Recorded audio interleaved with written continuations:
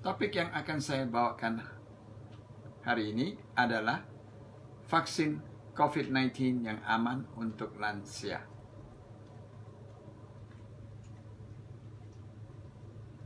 Seperti diketahui, ada bermacam-macam vaksin COVID-19, antara lain Sinovac, Bio Farma, Pfizer, Moderna, Johnson & Johnson, AstraZeneca, Sputnik V, dan Novavax. Yang menjadi pertanyaan adalah mana yang terbaik dan aman bagi lansia.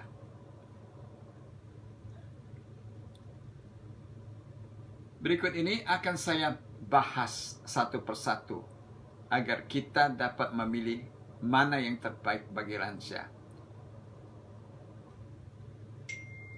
Untuk memilih yang terbaik, perlu dipertimbangkan beberapa faktor, antara lain jenis vaksin, sifat vaksin, cara kerja, cara produksi vaksin, keuntungan dan kerugiannya, termasuk efek samping dan kontraindikasinya. Untuk itu, semua vaksin dapat kita golongkan menjadi 3 golongan, yaitu vaksin virus utuh, vaksin asam nukleat, dan vaksin protein subunit. Pertama-tama saya akan bahas tentang vaksin Sinovac. Sinovac adalah vaksin dari China, termasuk golongan vaksin virus utuh. Dibuat dari virus utuh yang dilemahkan. Ada 2 cara untuk melemahkan virus, yaitu attenuated dan inactivated. Apa perbedaannya? Attenuated adalah virus utuh yang dilemahkan masih bisa grow dan replication, tetapi tidak menyebabkan penyakit. Sedangkan inactivated adalah virus yang bahan genetiknya dirusak sehingga tidak bisa menginfeksi sel dan replikasi, tetapi masih bisa memicu reaksi imun. Cara melemahkan virus yaitu dengan panas, bahan kimia, atau radiasi. Sinovac. Apa keuntungan Sinovac? Keuntungannya adalah mudah diproduksi, mudah penyimpanannya, mudah ditransportasi, cepat membangkitkan reaksi imun. Dan apa kerugiannya? Kerugiannya adalah hanya baik untuk usia 18 sampai 59 tahun. Tidak aman untuk lansia di atas 60 tahun. Dan tidak boleh diberikan pada pasien dengan komorbid. Misalnya ada penyakit hipertensi, penyakit jantung koroner, gagal jantung, penyakit ginjal kronis, nephrotic syndrome, infeksi akut, infeksi gastrointestinal, hipertiroid dan hipotiroid autoimun, rheumatic autoimun, autoimun sistemik, termasuk lupus, Sjögren, dan vaskulitis, sindroma hiper IgE, dan kanker. Vaksin Bio Farma sama dengan Sinovac karena sumber vaksinnya sama.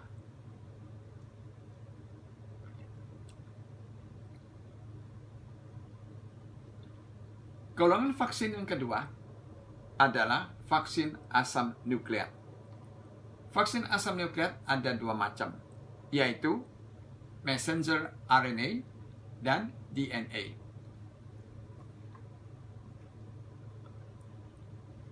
Vaksin Pfizer dan Moderna termasuk vaksin asam nukleat messenger RNA. Bagaimana cara kerja vaksin asam nukleat messenger RNA? Yaitu mengajari sel imun untuk membuat protein yang menyerupai spike protein COVID-19. Protein antibodi yang dibentuk akan dipakai untuk melawan virus COVID-19 yang datang dari luar. Apa komposisi Pfizer dan Moderna? Komposisi kedua vaksin ini sama, yaitu terdiri dari messenger RNA, lemak, gula, dan garam. Dan apa perbedaannya? Perbedaannya adalah lemak yang terdapat di sekeliling messenger RNA, di mana Moderna lebih stabil dari Pfizer. Dengan kata lain, Pfizer lebih rapuh dari Moderna. Sehingga vaksin Pfizer harus disimpan dalam lemari es freezer yang minus 70 degrees Celsius. Sedangkan Moderna bisa disimpan dalam lemari es biasa sampai 30 hari. Bila disimpan dalam lemari es minus 20 degrees Celsius, bisa tahan sampai 6 bulan. Kedua vaksin ini telah di-approve FDA sebagai Emergency Use Authorization. Vaksin Pfizer harganya $20 per dosis.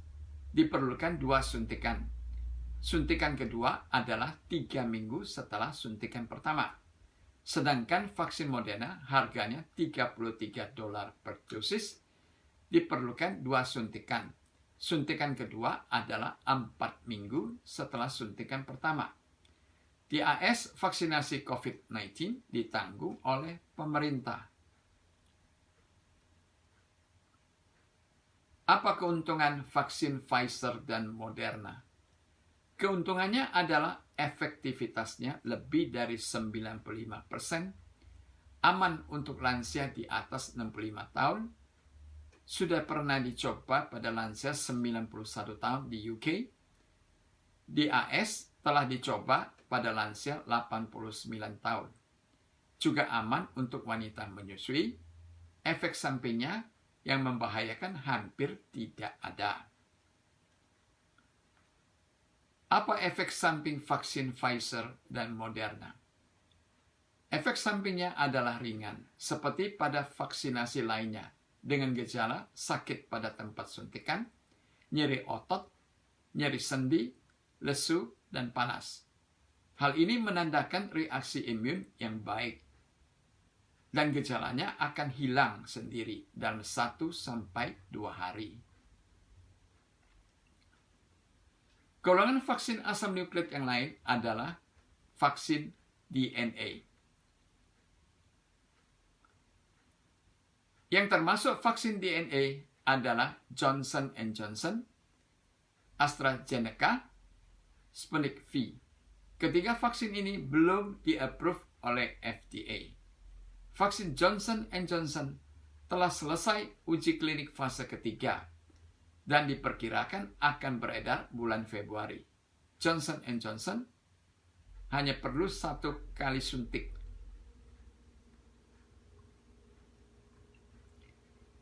Sputnik V. Sputnik V adalah vaksin dari Rusia, termasuk vaksin asam nukleat DNA. Perlu 2 suntikan. Tersedia dalam 2 macam warna. Warna yang biru untuk suntikan pertama, warna yang merah untuk suntikan kedua.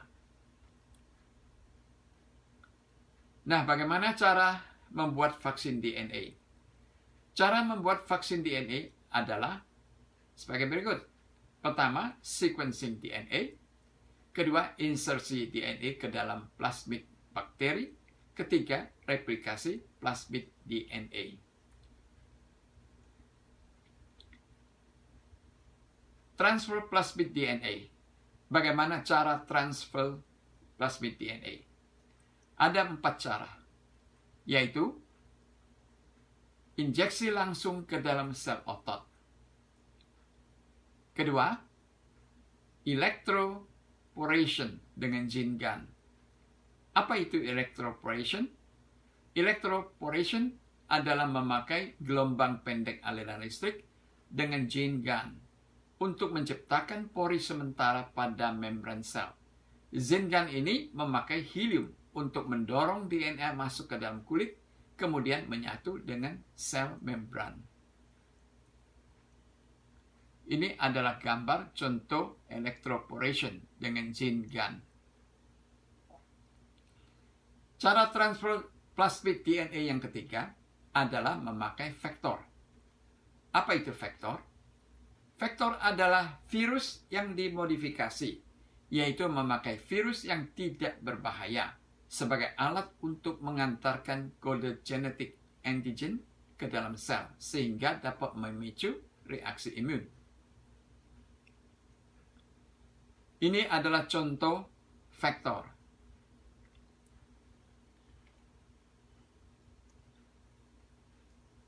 Vaksin yang memakai vektor adalah vaksin Johnson & Johnson, AstraZeneca, Sputnik V.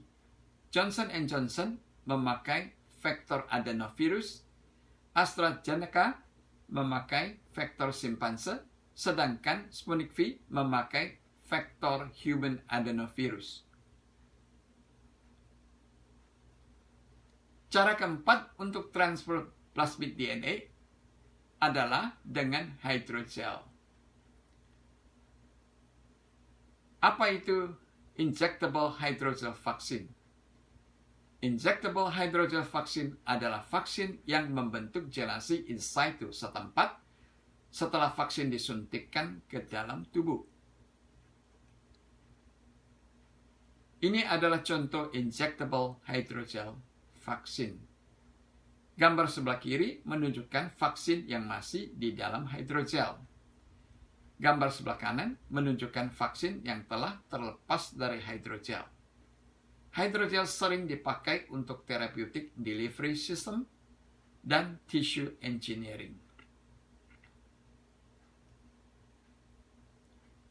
Apa keuntungan hydrogel vaksin? Keuntungannya adalah pelepasan vaksin secara continuous, meningkatkan potensi dan kualitas vaksin, dan tidak perlu cold chain. Golongan vaksin yang ketiga yaitu vaksin protein subunit, juga dikenal sebagai vaksin aseluler. Apa itu vaksin protein subunit? Vaksin protein subunit adalah vaksin yang memakai sebagian fragmen protein dari virus untuk merangsang sel imun, membentuk antibodi terhadap penyakit, dikenal sebagai vaksin aseluler. Vaksin protein subunit ada 3 macam, yaitu 1. Mengandung protein spesifik yang diisolasi dari virus. 2. Mengandung polisakaride dari dinding sel bakteri. Ketiga, mengikat polisakaride dari protein carrier. Jadi, vaksin protein subunit adalah vaksin aseluler.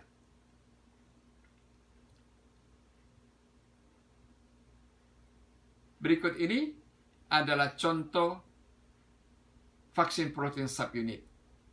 Di sudut kanan bawah menunjukkan protein subunit, yaitu fragmen protein yang aseluler. Bagaimana cara kerja protein subunit? Cara kerjanya adalah expose kontak molekul terhadap patogen dengan cara menyuntikkan sebagian protein subunit yang telah dimurnikan. Yang termasuk protein subunit adalah Novavax. Saat ini telah dalam uji klinik fase ketiga. Novavax adalah vaksin aseluler yang custom-made yang meniru spike protein COVID-19.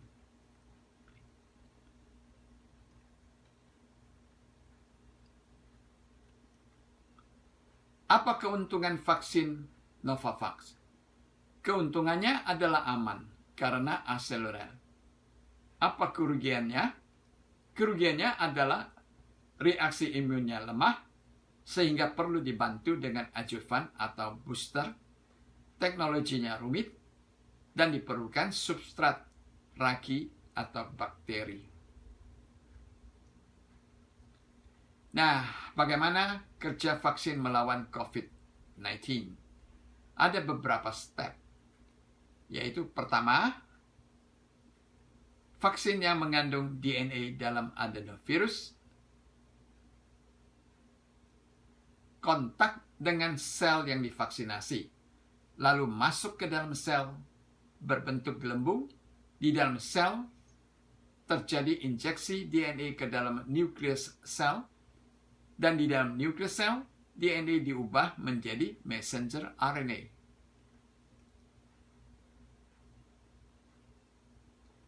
Di dalam sel terjadi translating messenger RNA membentuk spike protein, dan spike protein ini keluar pada permukaan sel. Spike protein pada permukaan sel bisa dikenali oleh antigen presenting cell. Protein tersebut dimakan, lalu memberi signal pada helper T cell. Kemudian, helper T cell mengundang B cell untuk membuat antibody. Antibody ini dipakai untuk menyerang virus COVID. Ini adalah gambar virus COVID.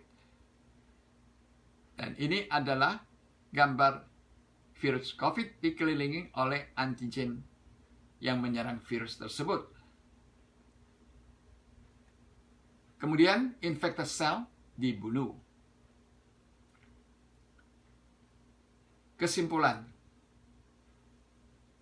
Berdasarkan pertimbangan dari macam-macam faktor tersebut di atas, dapat diambil kesimpulan bahwa vaksin COVID-19 yang paling aman untuk lansia adalah Novavax. Alasannya, Novavax adalah vaksin aseluler, tidak mengandung komponen hidup, resiko memicu penyakit tidak ada, efek samping hampir tidak ada, boleh diberikan pada kompromi reaksi imun, dan lebih stabil dari vaksin yang mengandung virus. Saat ini tidak banyak pilihan vaksin, sehingga untuk mencegah COVID-19, lebih baik segera divaksinasi dengan vaksin yang telah tersedia. Vaksin yang telah tersedia dan telah di-approve FDA sebagai Emergency Use Authorization adalah Pfizer dan Moderna. Untuk lansia di atas 60 tahun, tidak direkomendasi Sinovac.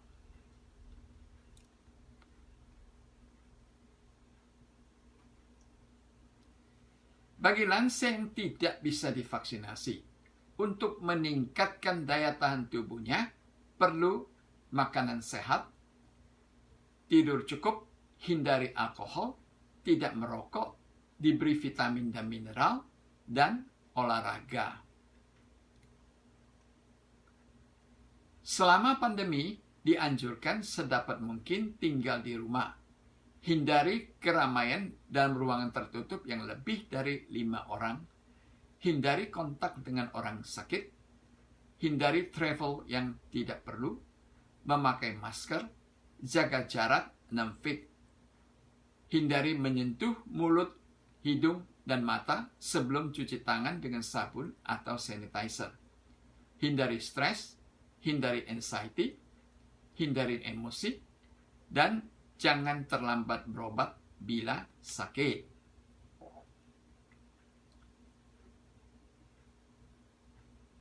Semoga bermanfaat. Sekian dan terima kasih. Salam sehat.